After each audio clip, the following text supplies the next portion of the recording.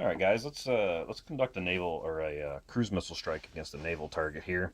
So you can see here in the northern Baltic, we have a Danish SAG who's been point detected, and it's now the strike phase. And the Russians decide they're going to expend a couple of cruise missiles on there, so they're going to go ahead and allocate those. They decrement their cruise missile point marker on the game information record track, and they go on. Just a side note: these cruise missile target markers, those are available in the first supplement. They don't come in Next War Poland, but they're pretty handy. They got ballistic missile on one side, cruise missile on the other.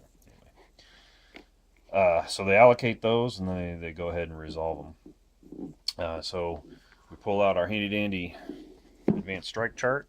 We look down here at our target type, which is the naval unit. We see there's a cruise missile column, so there you go. We need a 4 to hit before modifiers.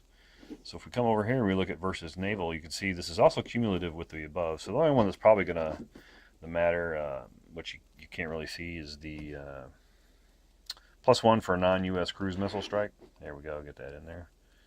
But if we look at this, so there's a point detection, so that'll cancel that +1. But a cruise missile is also another +1. So you're going to be a net +1 on there. So what happens is, to go resolve this, we pick one cruise missile marker and say, all right, it's time to go. We've got our die roll modifiers. I'm going to go ahead and roll, but we have to hold up.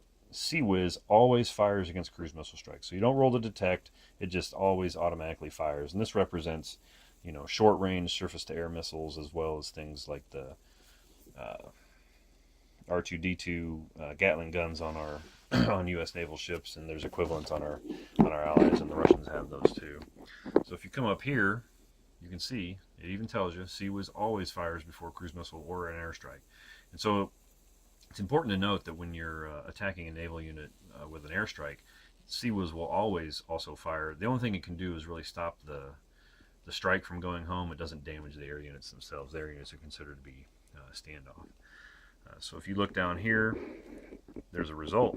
CWIS, X's and A's have no effect on a standoff air unit strike or cruise, but the strike or the cruise missile still misses.